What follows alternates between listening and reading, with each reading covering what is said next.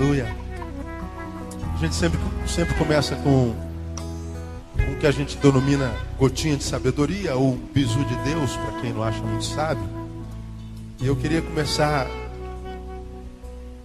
levando os irmãos ao Salmo 91. Abra sua Bíblia no Salmo 91. É um dos salmos mais conhecidos da Bíblia Sagrada. Alguns crentes colocam esse salmo aberto, né, assim na sala, como se adiantasse alguma coisa, como se a Bíblia fosse amuleto, né? Aí bota lá: aquele que habita no esconderijo, à sombra do Onipotente descansará.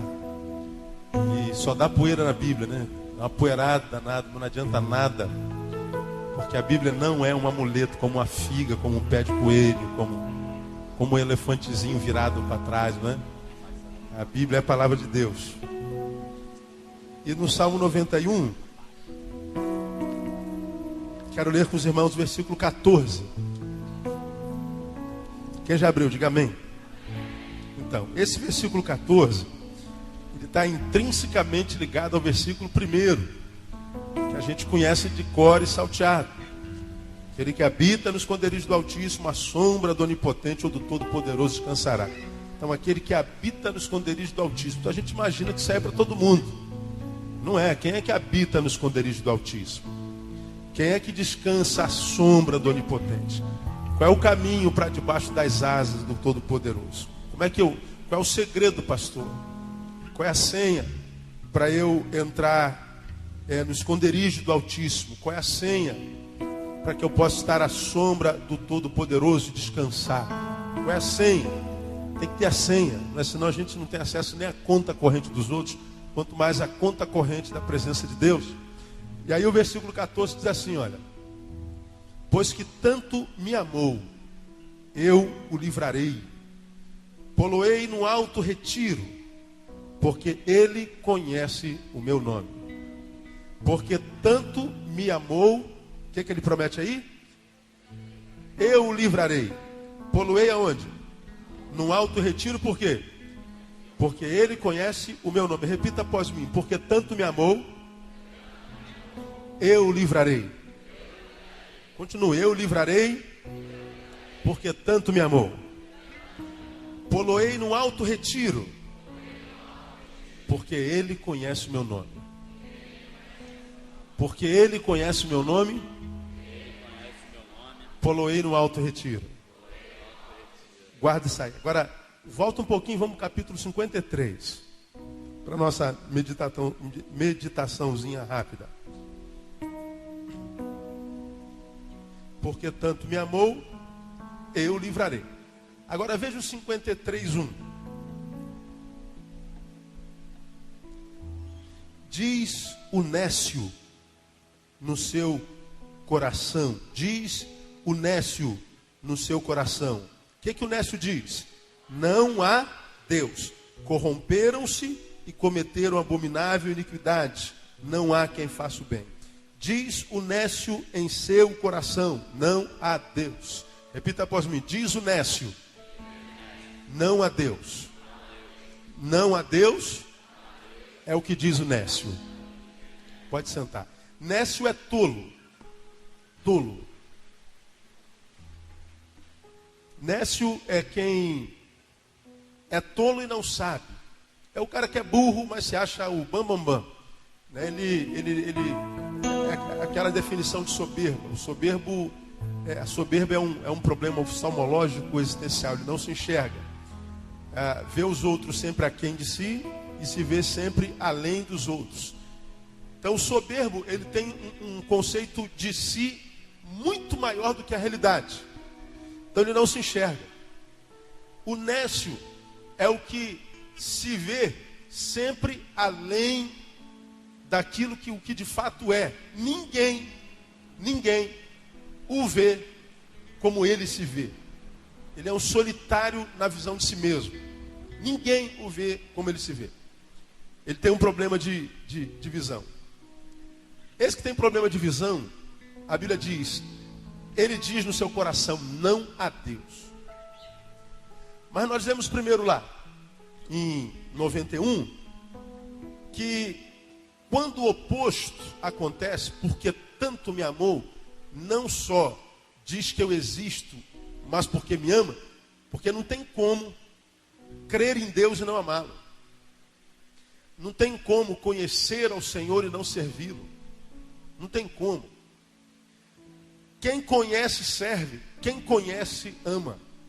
Não tem como conhecer um Deus como o nosso Deus, de fato e de verdade, e não se apaixonar por Ele. Pastor, e as pessoas que conhecem a Deus, mas não servem, não conhecem a Deus?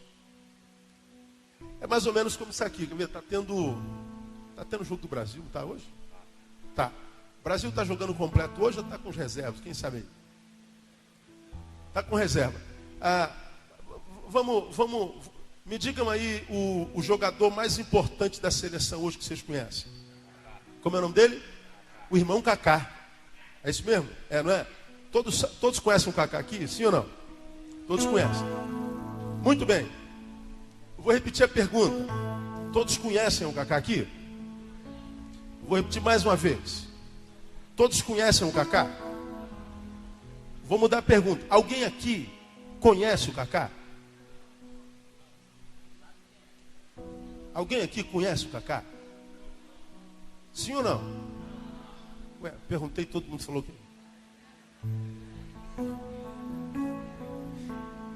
O que você sabe do Kaká? Você sabe quem ele é. Quer ver? Kaká é preto ou é branco? Ele é alto ou é baixinho? Gordo ou magro? Casado ou solteiro? Casado. Qual é a religião dele? Evangélica. Ele joga em que clube? Real Madrid. Que mais? De repente, qual o nome dele? De repente eu quero até saber. Hein? Ricardo. Que mais? Joga bem ou joga mal? Ele é barato ou é caro? Ganha bem ou ganha mal? Vocês sabem tudo a respeito do Kaká. Mas, embora saibam tudo a respeito dele, não conhecem. Conseguem perceber a diferença ou não? Sim ou não? Saber tudo a respeito de alguém ou de alguma coisa não quer dizer que nós conheçamos essa coisa. Saber tudo a respeito de Deus não quer dizer que nós conheçamos. Ser pós-doutorado em teologia não faz da gente conhecedor da palavra de Deus, nem do Deus da palavra. Quando eu digo que é impossível conhecer a Deus e não servi-lo, eu estou falando exatamente dessa grande maioria que sabe tudo a respeito de Deus, mas não conhece a Deus. Porque se conhecesse, irmão, nunca fariam de Deus uma coisa secundária. Se conhecesse, não trocaria Deus por um homem, por uma mulher. Não trocaria Deus por uma rave, por uma besteira qualquer da vida, que sabendo nós, sendo praticada, nos afasta dele. O nécio é quem diz que não há Deus. E quando é que nós dissemos que não há Deus e somos nécios? Quando, embora tenhamos informações sobre Ele, não temos coragem de romper com o mundo e nos jogarmos no colo desse Deus, confiando que Ele vai cuidar de nós. Aí, para a gente terminar nossa reflexão, porque é só 10 minutos, lembra disso? De um lado, tem o nécio que diz, não há Deus. Alguém incrédulo. Alguém que desacredita. Do outro lado tem alguém que acredita e porque conhece, ama. Então nós temos o amor, o amar versus o desacreditar. Temos o amor versus a apostasia. Um diz eu conheço e amo. O outro diz eu penso conhecer, eu não conheço e eu não acredito. Agora veja os frutos disso na vida de uma pessoa ou de uma família ou de uma sociedade. No que acredita, e porque acredita, buscou conhecer, e porque conhece, se debruçou nele, ama. O próprio Deus diz assim, porque tanto me amou, o que ele diz lá no 91:14? Eu o livrarei. O livramento que Deus dá aos seus não é em função da quantidade de informação que temos dele. O livramento que Deus dá a cada um de nós é em função do amor que nutrimos por ele. Do amor que nos faz como uma noiva fiel que não trai. Como uma noiva fiel que se comunica com ele constantemente. Um amor que não nos permite relacionarmos com ele como se nós fôssemos uma amante dele. Porque muitas vezes eu tenho a sensação que o marido de algumas pessoas é o emprego, que o noivo de algumas noivas do Cordeiro é o namorado, é o trabalho, é o lazer. Aí o tempo que sobra a gente dá para Deus, o restinho que a gente tem a gente dá para Deus. Imaginando que Deus passa fome da gente, não passa, Deus não aceita resto. Irmãos, eu me encontro com muita gente frustrada com Deus, é impressionante. Por mais que eu pregue, por mais que eu mostre, por mais que eu tente clarificar a palavra, ao ponto que você não precisa nem mastigar, é só receber direto. Quantas pessoas ouvem, não entendem nada, não aprendem nada, não retêm nada, não absorvem absolutamente nada. Pergunta assim, por que eu estou sofrendo, pastor? Por que eu estou passando por isso? Por que eu estou passando por isso? Se ele olhar no espelho, ele tem a resposta. Basta olhar no espelho, a resposta está lá no espelho. Analise como um homem de verdade, você é homem de Deus. Um homem, a sua conduta e a tua relação com o amado da tua alma. A gente não chama Jesus de amado da nossa alma. Você é uma noiva fiel ou é uma traidora? Se é uma noiva fiel ou é uma amante, que se encontra eventualmente às escondidas e dá para ele o resto. Como essa palavra me abençoou essa manhã, irmão? Porque tanto me amou, eu livrarei. Poluei no alto retiro, Deus está dizendo assim, filho, se você me ama de verdade, mostra com a tua conduta, eu vou ser o teu guarda-costa. Como diz Isaías 58, a minha bênção vai à tua retaguarda, de modo que você não conhece mais medo, você não fica surtado pela bala que voa de dia e de noite. Você não fica surtado pelo laço do passarinheiro, pela peste perniciosa. Você vai viver a sua vida, porque o Senhor é a tua retaguarda.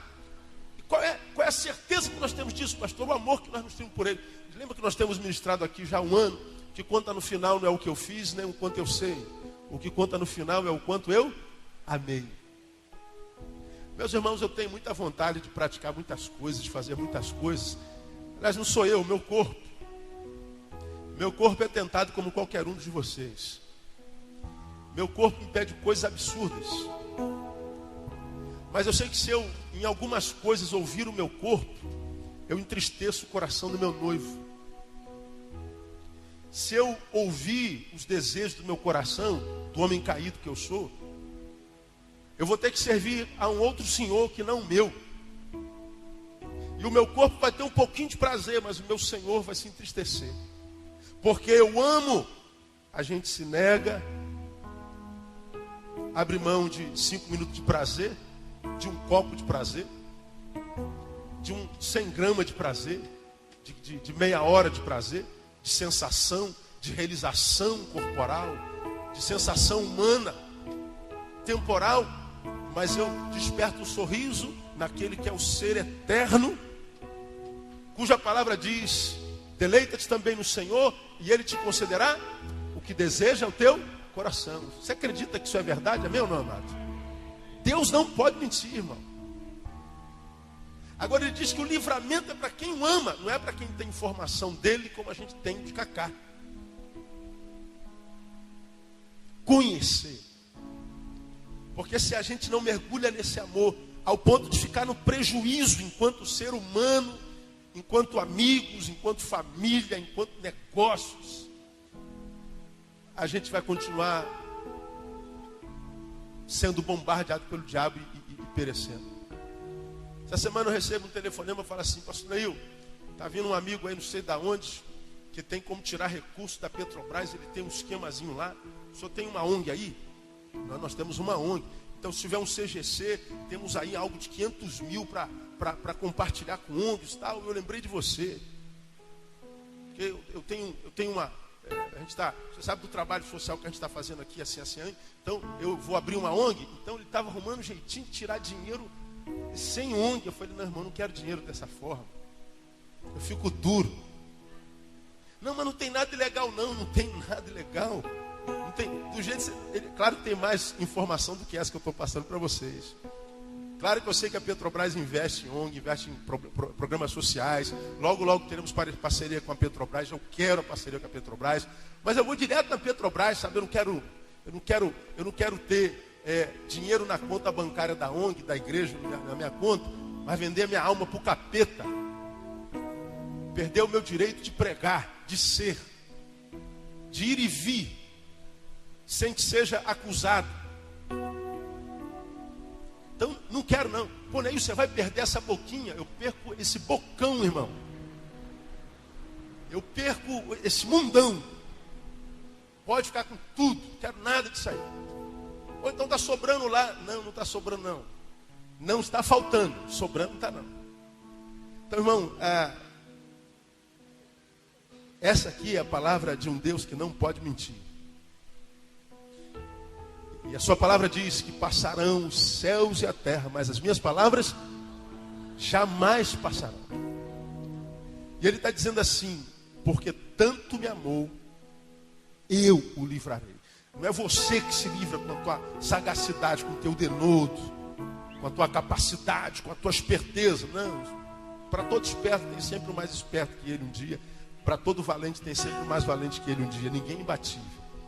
Agora, irmão, quando aquele que nos guarda é o guarda que guarda Israel, o guarda que não dormita, que não cochila, meu irmão, aí não tem jeito, a vitória é nossa pelo sangue do Cordeiro. E a vitória nossa não é só no discurso não, é na prática. Na prática, porque o que nos faz é presas de Deus, de modo que aprisionados por Deus, nós não sejamos mais aprisionados pelo diabo nem pelo mundo.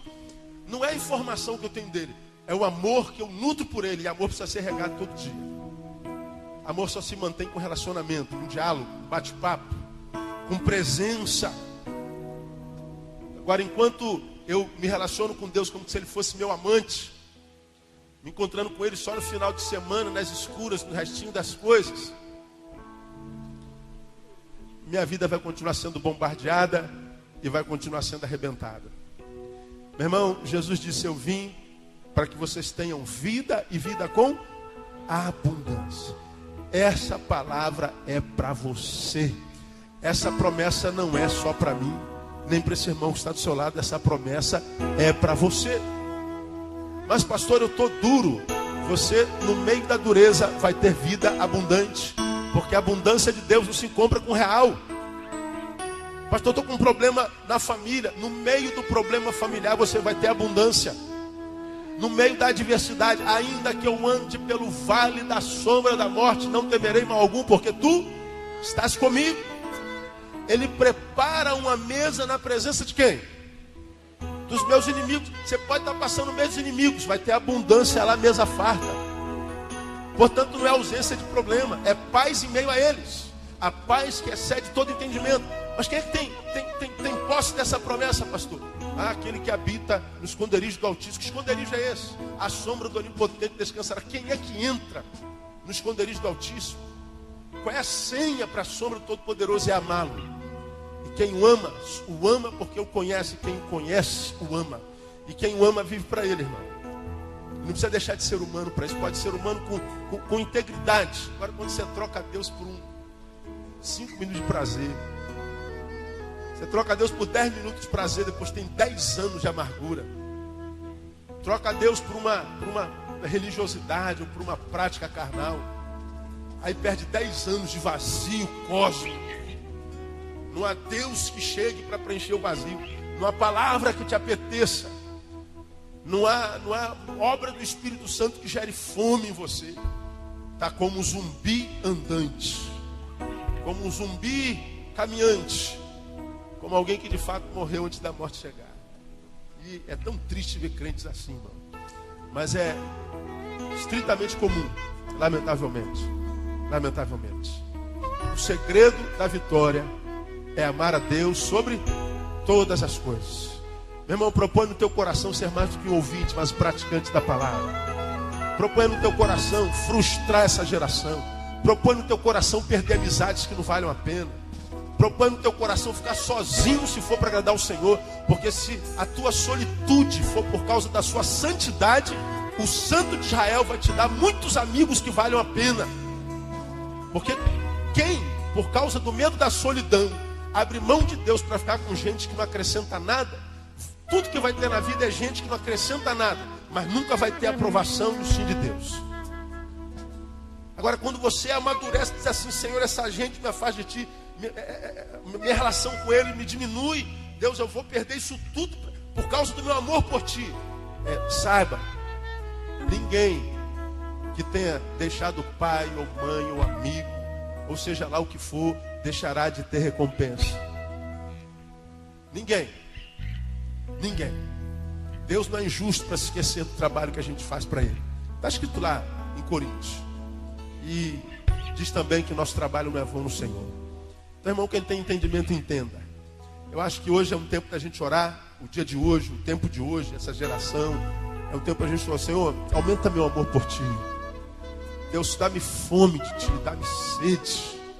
Deus, eu tenho estado tão envolvido com as coisas desse mundo, eu tenho estado tão apetecido pelas coisas da carne, tenho estado tão faminto por essas coisas que essas coisas me têm afastado de Ti, de modo que eu nem Te busco mais. Deus, me dá fome por Ti, me dá sede de Ti. Você já aprendeu que quem tem fome de Deus não passa fome, quem tem sede do Espírito não passa sede. Só passa sede e fome quem não tem fome e nem sede. Pastor, não tem fome nenhum de Deus, por isso você está faminto na vida desse jeito. Não tem mais sede, pastor, por isso você está no deserto do jeito que está. Vazio, porque falta fome e sede. É exatamente o oposto, né? Quem não tem fome nem sede, passa fome e morre de sede. Quem tem fome e sede, não passa fome nem passa sede. Porque me amou, livrá-lo-ei, pô-lo-ei num alto retiro. Nos lugares altos, os ratos não chegam, irmão. Nos lugares altos, os vermes não chegam. Nos lugares altos, as baratas não vão. Ratos, baratas e vermes só estão nos porões. Então, quando Deus diz: eu vou te levar a lugares altos, vou te colocar do lado de gente honrosa, vou te colocar num lugar que vale a pena viver. Promessa de Deus para a sua vida. Quem recebe, diga: eu recebo essa palavra. E aplauda Ele bem forte no nome de Jesus.